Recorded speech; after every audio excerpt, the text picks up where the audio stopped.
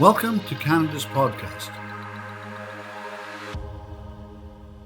Hello and welcome to Calgary's podcast with Mario Toneguzzi on Canada's Podcast Network. Joining me today is Nikhil Sonpal, who is the founder and CEO of Mobility Quotient in Calgary. Thanks for joining us today, Nick. Thank you for having me, Mario. Well, let me just start by asking you, Nick, what is Mobility Quotient and what do you guys do? It's a product search engine for local businesses. So the idea is it's Google local. It's the convenience of using something like Amazon from an app or web perspective, but we connect you to local shoppers. So shoppers don't have to do anything to be on the site. We use the same kind of technology that Google does to be able to get your products indexed, but we have a proprietary AI-driven cataloging system that allows you now to run your e-commerce site as you would have it, but you don't have to do anything to be able to get that digital traffic to your site. The key for us is to help you find local so you can keep buying local. Okay. How important is that in these days, in these competitive days, I guess, in the market? Well, that's a good question. I mean, if you look at what my wife has been doing for the last year, she's been doing a lot of online shopping. And we look at our friends that live within our community. Small business, in my opinion, remains the soul of a community. And we've seen them go through very hard times. And part of it is they've been thrusted into an ecosystem that they are unaware of or now have to be suddenly become experts in. And the challenge becomes, how do I go and shop at a local store and know what the trinkets are that they're selling that are unique to that store, that have a history or a story behind it? Mm-hmm. I don't know it exists. So what we default to is open an app and search through it and find something that we can quickly browse through, press a button and order it, and it gets delivered. That's fantastic from a convenience perspective, but I think detrimental to small business as we've seen it. So it certainly did not start off as a philanthropic initiative, but the idea here is to really help consumers find local product. Because I don't, unlike many people now, we don't refer to what our parents did or grandparents did with yellow pages. We don't look for businesses. We're looking for products, and they happen to be at these businesses. And then we'll go through this transactional relationship with them. But oftentimes, if it's a small business, they're our neighbors. And so that's the key. A lot of businesses, obviously have to get into the digital world these days, or else they're toast, really, right? If you're not, but I don't think they understand or what's totally involved, right? They just think set up a website, put some products on, and do some online shopping. Do you think there's a lot of, not to use the word badly, but ignorance in this area, so to speak? I wouldn't say it's ignorance. I think it's just it's a new experience. And if you're a business owner, you understand your product. There's a history behind, similar to everything that you have behind you or that I have behind me here. There's a story behind it. There's a reason why we have it on our walls. There's emotion attached to it. Yeah. And so as a business owner, that's what you're passionate about. That's what you're focused on. Suddenly, the rules have changed on us. And it's not like it was a gradual process. E-commerce has been around for many years. I started my career in the .com era. I've seen firsthand how digital has evolved. I founded this company, MQ, a little over 10 years ago for that purpose, to help organizations go through what is now being dubbed as digital transformation. It seems that technology companies like coming up with new buzzwords every couple of years to keep it fresh, but I think the fundamentals remain the same. And suddenly now, the rules that used to work no longer apply. So digital is now suddenly what used to be science fiction is now becoming reality. And for many small businesses, it's the difference between existing and not. Yeah, exactly. If you go back in time, and just curious why you started the company and what got you into this area. Well, it's a little bit of an interesting narrative. So I think as many folks have engaged in cycling, I did as well. I did from a mental health perspective. Yeah. It's certainly been a challenge working from home with two little ones that I have. Mine are 5 and 2, and My daughter, who's 2, is going on 15. She's the boss. So I love it. I have to say it was quite a adjustment for her to be coming on my Zoom calls every morning with my team and wanting to say hi, and then she's okay. If she doesn't get a chance, then she's, shall we say, an unhappy customer for the rest of the day. But it's been challenging and mentally for me as an entrepreneur. And I think, we can certainly dive into that later in the segment, I'm sure. But for my sanity, I wanted to do some cycling, get out there, do some physical exercise. I've been an avid mountain biker for many years. Cool. I put it aside for my children and trying to spend time with them, logistics and all of that. But now that I'm working from home for a large portion of it, as many folks are, I started cycling. So fast forward, come winter, I didn't want to really stay inside. So I got myself a fat bike. I engaged in cycling over winter, which I thought I would never do. It's been fantastic and I love it. I am sold. Then I fell. I broke 2 ribs, January 6th. And so my wife said, well, what are you going to do now? You need a hobby. And I said, well, what does any tech person do when they're down and out for the count for 8 weeks? They'll just build another app. And so I sat there and I thought, okay, I'll look for products that are going to help me once I'm back up on the seat, be able to start riding my bike again. And lo and behold, I go to Google and start to find cycling products in Calgary. And it tells me that there's only 2 large institutions in Calgary that sell biking products. And I know that to be inaccurate. So I started going through, looking at these individual sites, and I said, gee, wouldn't it be nice if there was something out there that would aggregate all this information for me? Expedia did it for the travel industry. Why don't we do something like that for local businesses? And so that's how the idea evolved. And we had the first version out March 1st. And then I wanted to make sure that the product that we brought to market, and that included a website and an app for both Apple and Android, and because those are the 2 effective marketing channels along with web. So we wanted to make sure it was accessible, it was easy, and just as it's a household name for shopping or for traveling, pardon me, which is Expedia, I want to do the same thing for shopping. And so that's how it started. And we did our press release on April 12th, and it's been fantastic. We're just north of 400 stores now on the site and approaching, I think, 450,000 products across 20 communities that we've looked at. And we're on target at this pace. Looking at it, it's May 7th. We should have crossed the 1 million product threshold before the month is out.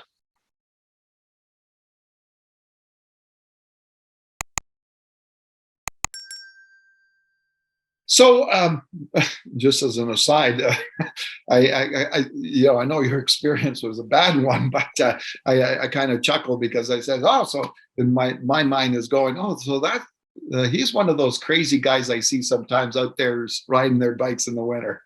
I never thought I would be that guy. My brother-in-law is a avid biker. He's been for many years, and he rides in the dead of winter. And I thought he was absolutely insane. And then, having now experienced it, it is amazing for the location that we're at. For the scenery is just majestic, and to have the sun beating down at -10 with snow, no bugs, it's serene. It is almost meditation on wheels. I thoroughly enjoy it. Yeah. Oh, excellent. Yeah. Hey, I just wanted to ask you. So, what is Soko Local? So the name? Yeah.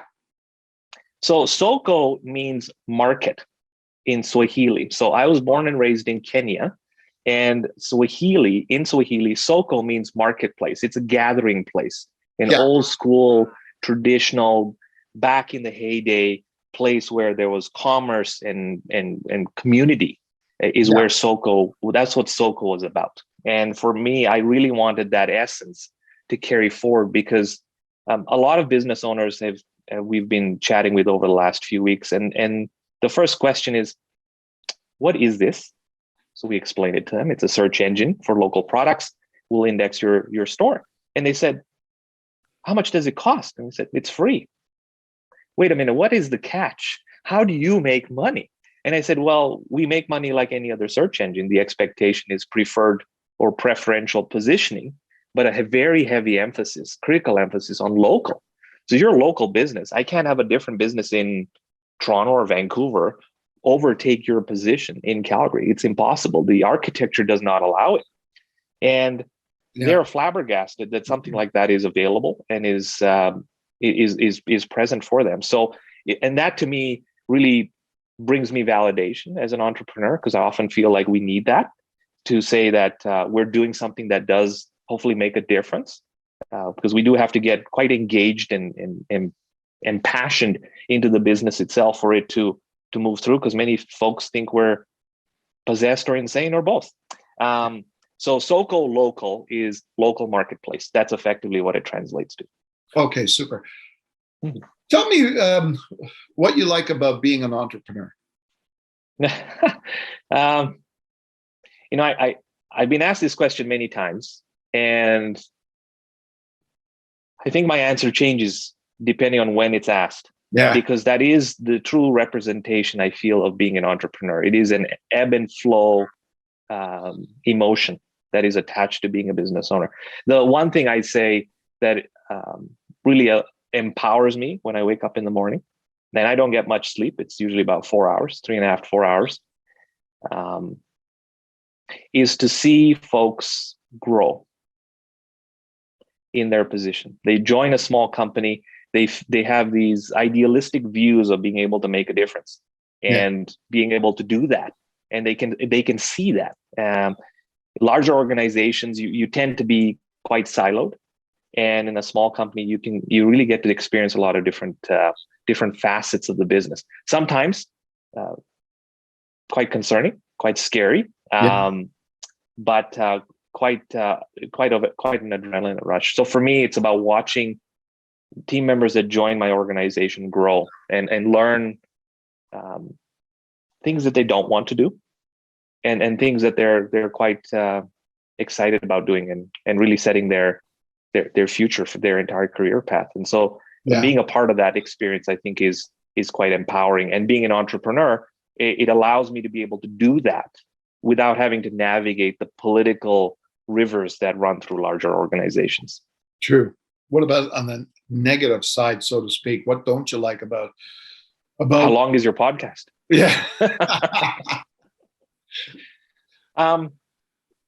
No, there's certainly challenges. I think the biggest challenge is context switching. Really being able to decide the difference between what is important and what is urgent. And an old boss of mine told me that that is going to be the biggest hurdle. I didn't quite understand what he meant until having run the business for a few years and said, that's a challenge. And I think that's the biggest learning that I'm still taking on every day, is how does one balance what is critical or urgent, or perceived, I should say, urgent, to what is important for the business to continue. So do you think a lot of entrepreneurs get kind of sideswiped in what they're doing, and the important things that need to be done kind of get overtaken by stuff that really isn't important?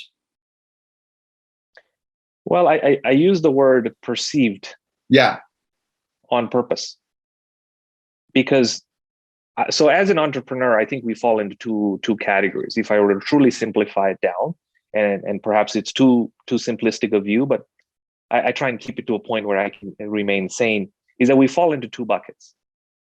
Ones that are bootstrappers and others that are venture funded. Bootstrappers are like me, and we sleep like babies. We wake up crying every 2 hours.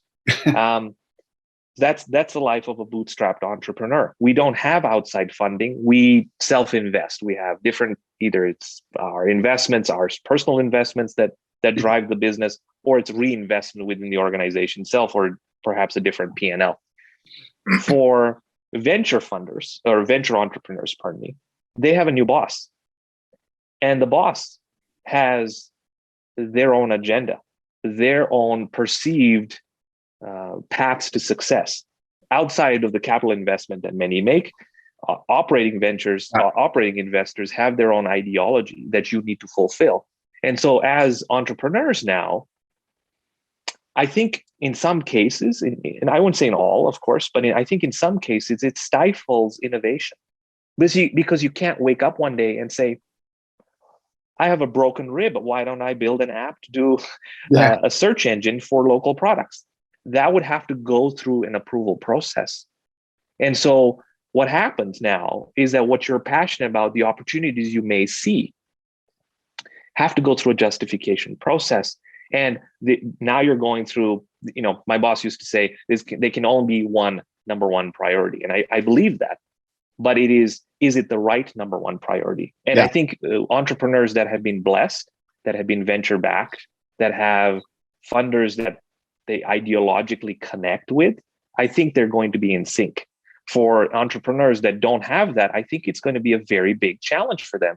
And for bootstrappers like the challenge becomes that I have to make sure that I am fulfilling my end of the bargain for my team. And that is to make sure that they don't have to wake up every morning and worry about where their payroll is coming from.